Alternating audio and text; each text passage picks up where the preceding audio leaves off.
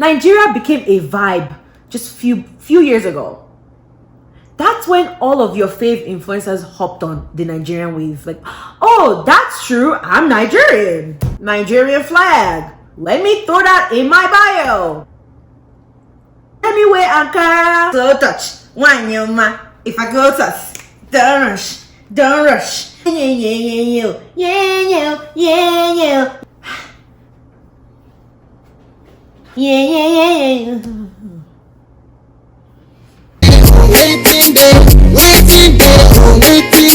Hi everyone, and welcome back to Gin and Gist.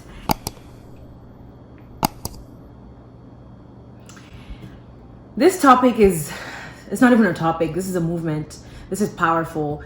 Now, I personally have had a very terrible experience with these people. My first time in Nigeria, I was going to the club with some friends and we got stopped. So I'm talking 2 a.m. in the morning, you know, we're going to the club to meet up with other people because we were running late and they left us, so we decided to go by ourselves. And we're in the back of an Uber and we got stopped. One of the police officers was, you know, really rude, very, you know, and me, I'm a friendly person. So I was like, you know, greeting them and being polite and whatever. And then one of the guys was just like, didn't give a fuck. The other one was like, okay, you know. And for some reason, he made me calm down. I don't remember if he made my friends calm down as well. But I just remember that I was just like, oh my goodness. Like, my outfit was just like, you know, we're going to the club. And I was just like, God, anything can happen. We're in like this area where like there were no street lights. You know, the road was very quiet. Nothing was going on. And I was so traumatized. I even forgot to call people that I knew. Like I wasn't even in that state of mind. And I had a little clutch with me, and the guy was like, open that bag, you know, open that bag. What's inside? And I'm just like, my stuff. And he saw my phone. He's like, what's that? I'm like, it's my cell phone. He's like, and he saw my tampons in there. He's like, what is that? He made me open it. He's like, and I'm like, he's like, what's this I did? I'm like, it's a tampon. Like, are you dumb? And and then that happened, and he saw, you know, those little pocket perfume samples. He's like, what's that? And I'm like, sir, it's my perfume. And the other nice guy comes to the back and was like, and I said something funny, I guess, and then no one laughed about it. And I'm like, okay, can we go? Like, you know what I mean? Like, there's nothing in here. It's like, oh, you know, Ashawos, this nights, and this is how they always come in packs. And I'm just like thinking to myself, I'm like, you guys are police officers or SARS or whatever you are. It's an anti-robbery. When did you guys even become police officers for Ashawos? What is your business? If they're going about doing their, you know, their job, trying to pay the bills and do their thing, how that won't take concern you? It was so traumatizing. Like, I was shaking. I remember going to call my friends, like, are you okay? Are you okay? Like, I was just like, yeah, we're fine.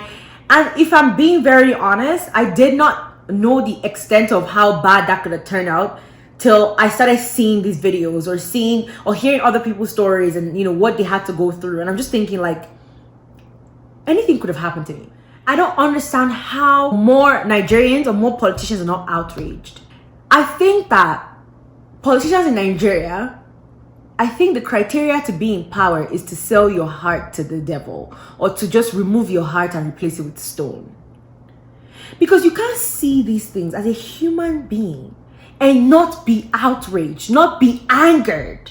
How are you so comfortable sitting at home? How are you comfortable sleeping at night with all this shit going on under your nose?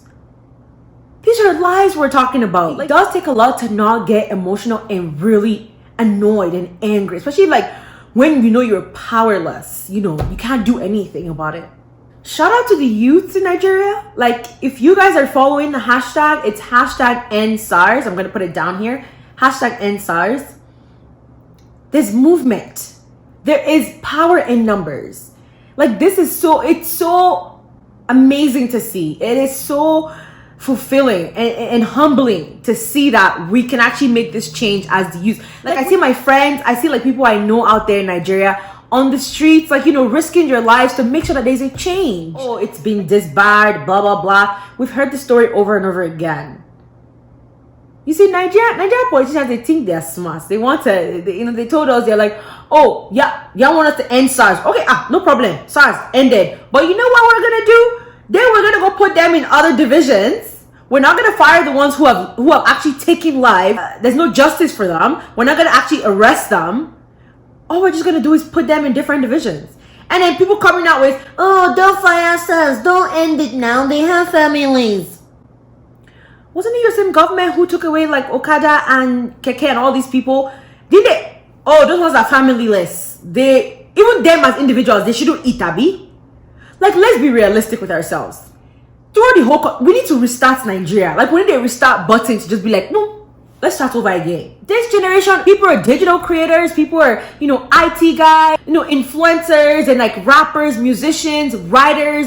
Endless. The career options these days are endless for our new generations. So not everyone is going to fit your wearing the glasses and hair well done, no beard. No one is fitting into that anymore. People are different now. So that should not be a profiling method. Who is training these men? The illiteracy is too loud. It is too loud. Bloggers and celebrities with voices in Nigeria, some of you are quiet. You have sold your soul. That's it. Because you cannot see a human taking another human being's life and you are quiet. Because you have that platform to bring awareness. That's why the people are asking for your voices, but you are quiet because of you want to lose 1 or 2 endorsements. That's your soul right there. And then tomorrow you post church. Speaking of celebrities, shout out to the ones actually using their platform and their voices. Dear influencers, I don't think you guys understand what the meaning of an influencer is. You guys only think it's for makeup brands and for swimsuit. No. There's a reason why you decided to be like, I want to be the voice. To be an influencer, you're the voice of the people. Yes, you are. Now, with this whole issue going on, some people were reaching out to some influencers to be like, hey, why are you quiet? Help us out. Use your platform. You have so million followers. You have like a lot. This is 1,000 followers. Please bring awareness to this issue. First of all, you should be honored that people are reaching out to you, that people thought about you to be their voice in a situation like this. That's a huge honor.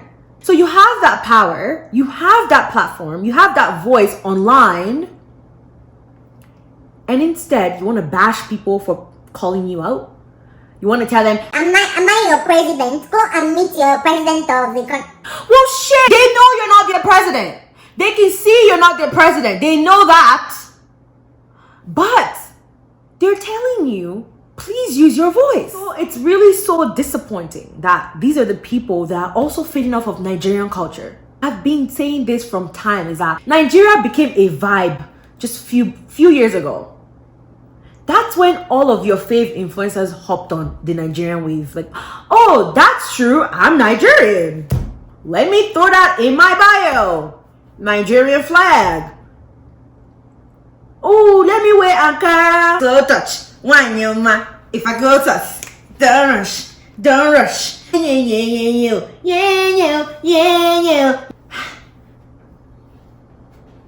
Yeah.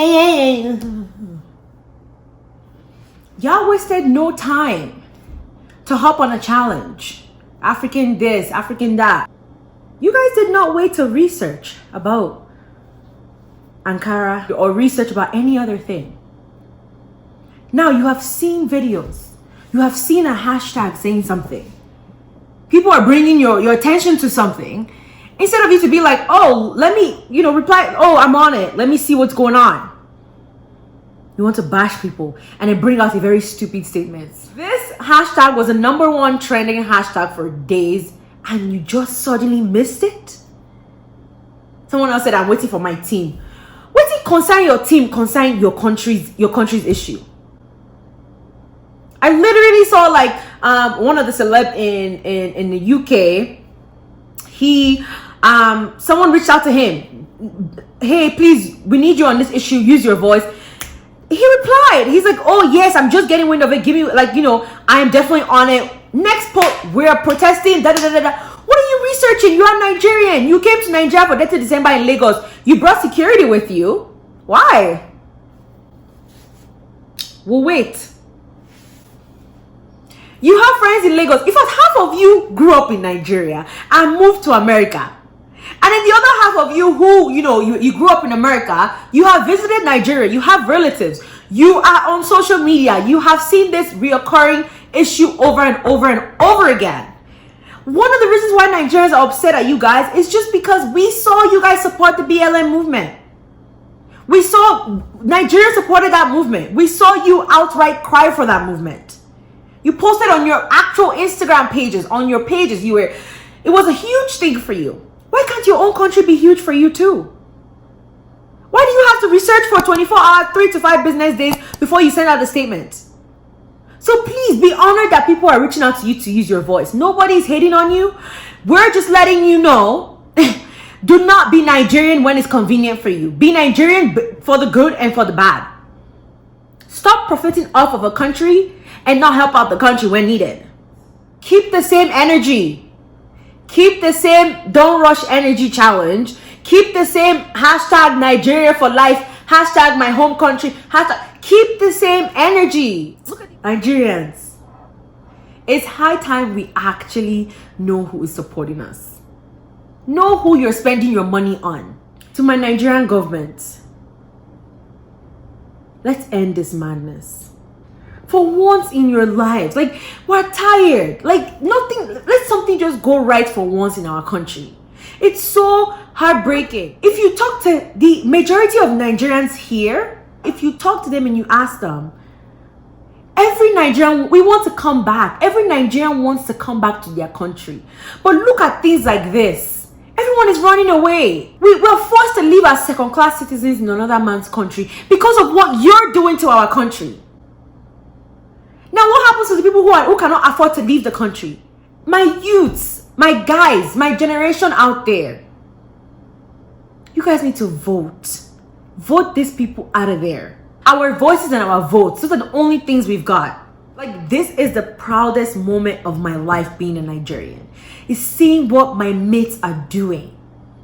Both online, offline, y'all in the streets.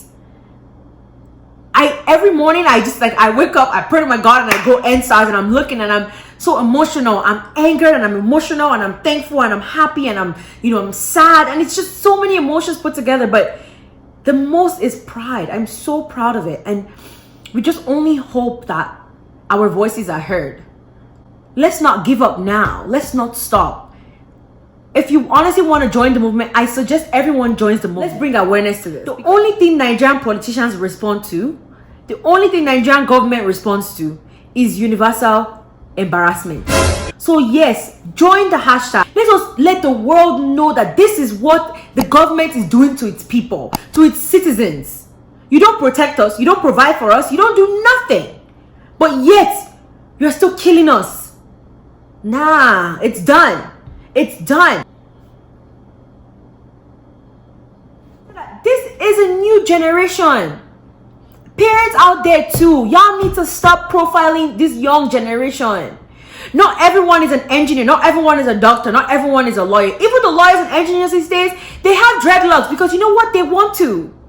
They got earrings, they have tattoos. It doesn't mean you are a bad person. It's how movies have also portrayed these people. Because, back in the day growing up, Nigerian movies, if you wanted to portray an armed robber or, a bad person, they either have to have accent, or they have to have dreadlocks and earrings and chains and whatever, like tattoos. Like, no, this is the new age. Nigerian government, pay your officials.